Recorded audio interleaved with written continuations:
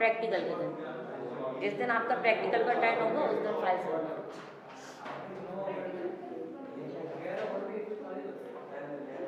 बाद में पूछना। कल आप लोगों का लेसन 9 स्टार्ट हुआ था, ठीक है, जिसमें हमने किस किस के बारे में बात कर ली थी। फ्लैग मतलब फर्स्ट जो आपका हमने बात की थी थर्ड फ्लैग के बारे में, कि सबसे पहले फ्लैग लोगों के सामने कब प्रेजेंट किया गया। तो कब किया गया था एंड बना कब था 22 जुलाई 1947 में ही बना था। ईयर सेम था लेकिन मंथ उसका चेंज हो गया था, ठीक है। तो उसमें हमने जाना था कि जो व्हील बनाया है अशोका व्हील, उसमें 24 लाइन्स होती हैं, उसका क्या मतलब होता है, जो 3 कलर्स हैं उनका क्या मतलब होता है। जैसे आज यहाँ पे 5 बच्चे नए मतलब आज फर्स्ट डे आए हैं, तो उनको एक बार फिर से रिपीट कर देती हूँ। नेशनल फ्लैग में अभी जो हमारे सामने हम लोग नेशनल फ्लैग देखते हैं, उसमें जो व्हील बना है उसमें जो 24 लाइन्स डाली गई हैं वो किसको प्रेजेंट करती है 24 आवर्स को, एंड 24 ऋषि, एंड इसके साथ साथ आपका जो गायत्री मंत्र होता है, गायत्री मंत्र में 24 वर्ड्स होते हैं, उसको भी रिप्रेजेंट करते हैं। इसी के साथ जो 3 colour saffron, white and green बने, इसका भी अपना अपना मतलब है। ये बताएगा सूर्य। सैफ्रॉन कलर किसको इंडिकेट करता है, व्हाइट, ग्रीन, तुमने ध्यान से नहीं सुना था, है ना, ठीक है। तो ये तीनों कलर किसी ना किसी रीजन से लिए गए। ऐसा नहीं है कि उनकी जो दिमाग में चला कि हमें ये 3 कलर लेने, नहीं, किसी ना किसी रीजन से लिए गए। क्योंकि हम आज जब आज़ादी का टाइम चल रहा था, जब तो लोग बागों ने जो हिंदुस्तान में जो लोग रहते थे उन्होंने क्या किया था, कई सारी चीज़ों के लिए सेक्रीफाइस किया था, बलिदान भी दिया था, और हिंसा से अहिंसा की ओर चले थे, ठीक है। तो ये सारी चीज़ों को देखकर उन कलर का डिसाइड किया गया कि हमें अपने फ्लैग में ये कलर लेने। एंड इसके साथ ही अशोका जब टाइम पीरियड चल रहा था तो अशोका ने जितने भी स्तूप और पिलर्स बनवाए हैं उन सब में उन्होंने 4 लॉइन जो बनी है, लॉइन कैपिटल 11 चैप्टर उसमें 11 की क्लास में है बुक में, तो लॉइन कैपिटल में भी अशोका चक्र बनाया। तो ये अशोका चक्र उस टाइम पे बहुत ज़्यादा फेमस था। जो उनका मॉडर्न टाइम पीरियड चल रहा था उस टाइम पीरियड में ये उनकी आइडेंटिटी थी।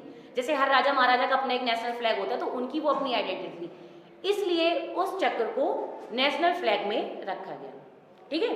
तो ये सारी चीजें हो गई थी कब। अब हम बात करते हैं फर्स्ट फ्लैग कब बना था, 1906।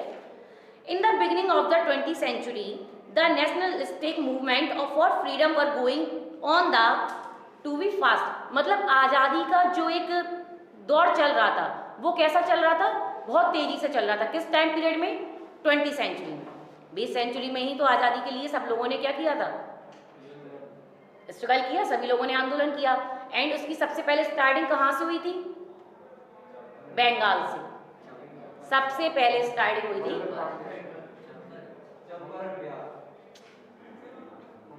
सबसे पहले वो तो हुई थी, वो चीज़ अलग है। मतलब एक नॉर्मल पीपल ने कब से स्टार्ट किया था आंदोलन, वो बंगाल स्कूल से हुआ था, ठीक है। एंड बंगाल स्कूल से ही पेंटिंग की स्टार्टिंग हुई थी। जब भारत में जितनी भी प्राकृतिक चीज़ें थी उनको नष्ट किया जा रहा था, तब सबसे पहले बंगाल स्कूल में ही स्टार्ट किया गया था। मतलब 6 और 7 लेसन 8 लेसन किसी ने अच्छे से नहीं सुना, नहीं, बस ऐसे ही लेक्चर दे रहे, पढ़ाए कहाँ। And the movement were adopting new techniques to create pressure on the British rulers to accept their demands. जब ब्रिटिश रूलर का क्या चल रहा था, साम्राज्य चल रहा था, वो अपना क्या कर रहे थे, तो उनकी अलग अलग तरीके की टेक्निक सामने आ रही थी। जैसे हमने प्रीवियस चैप्टर में भी पढ़ा है कि जो रोमन लोग, यूरोपियन लोग थे एंड ब्रिटिश, ये दोनों क्या कर रहे थे, भारतवासियों को भड़काने की कोशिश कर रहे थे कि आपका कल्चर, संस्कृति, कला जो कैसी है, अच्छी नहीं है according to British and European के। तो उस टाइम पे उन्होंने क्या किया, काफ़ी सारे उन्होंने डिमांड्स रखी, किसके आगे, भारतीय लोगों के आगे।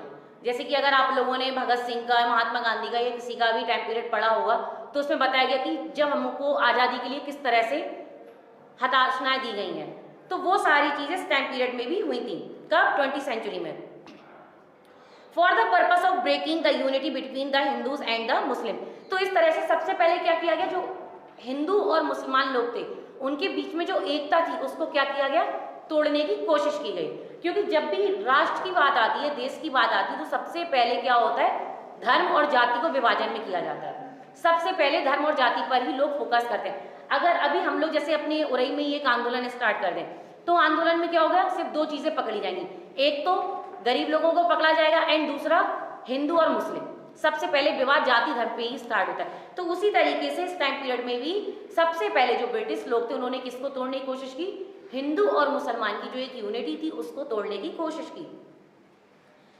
इसके साथ क्या होगा, बंगाल इन 1905 वाज द डिक्लेयर्ड स्कीम और टिक टू ब्रिटिश रूल। तो जब 1905 में जो ब्रिटिश रूलर के खिलाफ कौन खड़ा हुआ, बंगाल, ठीक है, वो ब्रिटिश रूलर के खिलाफ खड़ा हुआ। जैसे कि हमने लेसन 7 में भी पढ़ा है कि वहां के जो आर्टिस्ट थे, कौन कौन से आर्टिस्ट थे, Avinash Tagore, Nandlal Bose, professor EV Havelkar and Raja Ravi Varma, Jamini Roy, ये सभी लोग सबसे पहले खड़े हुए थे किसके अगेंस्ट, ब्रिटिश रूलर के अगेंस्ट। ठीक है, इसके बाद क्या हुआ, 7 August 1906 meeting was organized by Congress community in Paris. एक कांग्रेस की मीटिंग ऑर्गेनाइज की गई, कहां पर, पेरिस में। और इसी के साथ साथ जब बंगाल स्कूल में ये सारी चीजें चल रही थी, तब बंगाल में ही सबसे पहले कांग्रेस टीम को बनाया गया था। ये क्वेश्चन भी आ सकता है कि कांग्रेस टीम कहां से ऑर्गेनाइज हुई, बंगाल में। तो एक कमेटी बैठा ली गई, जो कहां पर बैठा ली गई, पेरिस में। एंड उसके बाद कहां पर स्टार्टिंग हुई इसका, कोलकाता में। मतलब कहने का है कि कांग्रेस में पेरिस में सबसे पहले कांग्रेस की मीटिंग की गई, किसके खिलाफ, जो ब्रिटिश रूलर थे उनकी अगेंस्ट। एंड उसके बाद सेकेंड मीटिंग कहां पर हुई, कोलकाता में। To express the feeling of the people, a flag which may be called as the first national flag। तो इस तरह से जो लोग थे उन्होंने अपनी फीलिंग्स, कोई अपनी फीलिंग्स पेंटिंग के थ्रू बता रहा था कि हमें जो हमारा देश है वो किस तरह से प्यारा है, हमारा देश में क्या क्या है। कोई क्या कर रहा था, न्यूज़पेपर, मैगजीन के थ्रू बता रहा था। तो और इसी तरह से कुछ लोगों ने क्या किया, नेशनल फ्लैग के थ्रू अपनी जो फीलिंग्स थी वो लोगों के सामने प्रेजेंट की। जैसे कि वंदे मातरम सॉन्ग लिखा गया, तो वो कैसे लिखा गया है,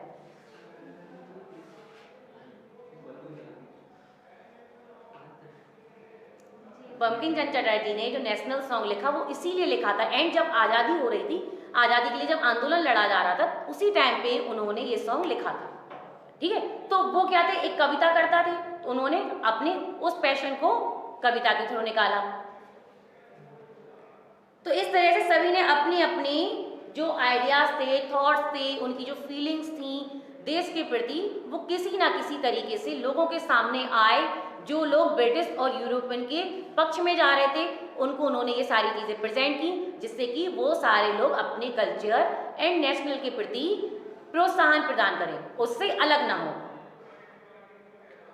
एंड सबसे पहले यही नेशनल फ्लैग फहराया गया था, जैसे कल मैंने दिखाया था, जिसमें क्या, ग्रीन कलर ऊपर है, येलो मिडिल में है एंड सैफ्रॉन नीचे है, और उसमें येलो कलर के ऊपर क्या लिखा है, ब्लू कलर से वंदे मातरम। ठीक है, तो ये सबसे पहले फ्लैग बनाया गया था। It had 3 horizontal strips in green, yellow and red colour. यहाँ पर भी सेम 3 हॉरिजॉन्टल स्ट्रिप्स बनाई गई थी, जिसमें first green, second yellow and third red colours है। जो अपर स्ट्रिप बनी है उसमें लोटस की कुछ बर्ड्स बनाई गई हैं, यानी कि लोटस फ्लावर बनाए गए हैं। मिडिल में स्ट्रिप में क्या है, in middle yellow strip was written with dark blue colour Vande Mataram. Middle की जो येलो कलर की स्ट्रिप है उसमें डार्क ब्लू कलर से वंदे मातरम लिखा है। इन देवनागरी स्क्रिप्ट, भारत की हमारी जो हिंदी की लिपि है वो कौन सी लिपि है, देवनागरी। तो देवनागरी लिपि में उसको लिखा गया है। जबकि जो नीचे का पार्ट है येलो कलर में, उसमें हाफ मून एंड स्टार, ठीक है, ये बनाया गया है। On the right side with white colour, किस कलर से, व्हाइट कलर से।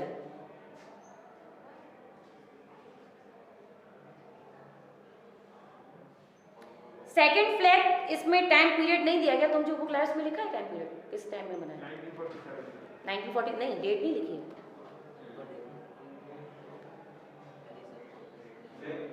डेट नहीं दिया ना। सेकंड फ्लैग कब बना था? 1947 में, ठीक है। एंड इसका क्या नेम दिया गया था? इसका नेशनल फ्लैग जो नेशनल फ्लैग है वो नाम नहीं दिया गया था, इसका नाम दिया गया था पिंगली बंकैया, ठीक है, ये इसका नाम दिया गया था, of Andhra Pradesh. During the season of the Indian National Congress, जब इंडियन नेशनल कांग्रेस का जब टाइम चल रहा था तो क्या हुआ था? In Vijayawada in 1921 AD and had been handed over the Mohandas Karamchand Gandhi. तो 1921 में विजयवाड़ा में जो इंडियन नेशनल कांग्रेस थी उन्होंने किसको सौंप दिया था? ये महात्मा गांधी को। क्या सौंप दिया था? फ्लैग, जो 1947 में, जो 1921 में बना था सेकंड फ्लैग, उसकी बात कर रहे हैं, ठीक है, क्योंकि 1947 में तो थर्ड फ्लैग बना है। तो 1921 में जो ये फ्लैग बना था उसको किसके हाथों में सौंप दिया गया था? महात्मा गांधी के हाथों में। जिससे क्या हुआ? That flag was made of 2 horizontal red and green strips. यहाँ पर सिर्फ 2 हॉरिजेंटल स्ट्रिप्स थी, पत्तियां बनाई गई थी रेड एंड ग्रीन कलर की।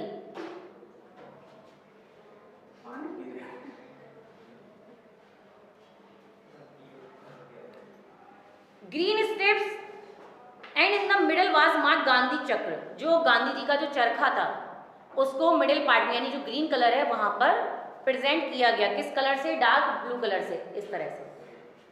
अपर side white, middle green and last strip red colour की। The green strip represented the Muslim community and the red strip represented the Hindus community. तो जो ग्रीन स्ट्रिप बनाई गई थी उसको किसके लिए बनाया गया था? मुसलमानों के लिए, एंड रेड स्ट्रिप को हिंदुओं के लिए। क्यों? इसका रीजन ये भी हो सकता है कि क्यों अभी हमने जो लास्ट अभी जस्ट पढ़ा था उसमें क्या बताया था कि जो ब्रिटिश लोग थे वो क्या कर रहे थे? सबसे पहले हिंदू और मुस्लिम की एकता को नष्ट करने की कोशिश कर रहे थे, उनको अलग करने की कोशिश कर रहे थे। और गांधी जी क्या कर रहे थे? दोनों को एकजुट खड़ा होकर देश के लिए खड़ा करने के, यानी जो ब्रिटिश रूलर थे उनके अगेंस्ट खड़ा कर रहे थे। तो इसलिए गांधी जी ने ग्रीन कलर मुसलमानों के लिए प्रेजेंट किया एंड रेड कलर हिंदुओं के लिए, एंड सीधा व्हाइट वो किसके लिए हो गया? शांति का प्रतीक हो गया, ठीक है। और उनका जो अपना खुद का एक सिंबल था चक्र, उसको मिडिल पार्ट में ले लिया।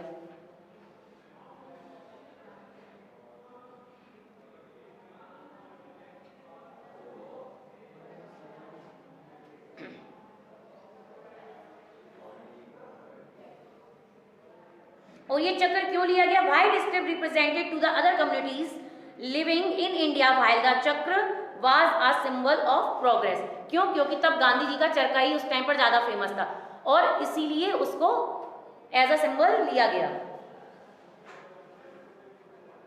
In this way approve by Gandhi. इस तरीके से क्या हुआ? गांधी जी ने इसको अप्रूव भी कर दिया। That the flag was used to hosted at various occasions of Indian National Congress.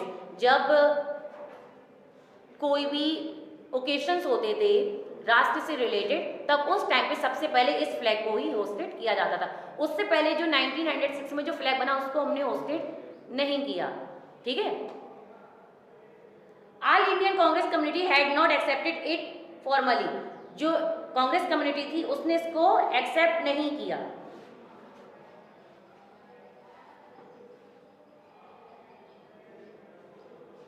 और इस तरीके से 1947 में थर्ड फ्लैग लोगों के सामने रिप्रेजेंट किया गया।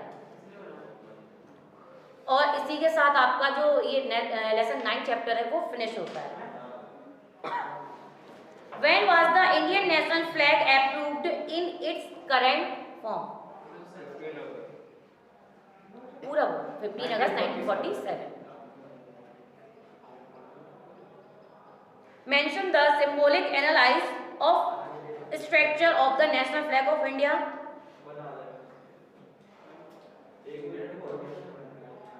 When and where can the national flag of India be hosted?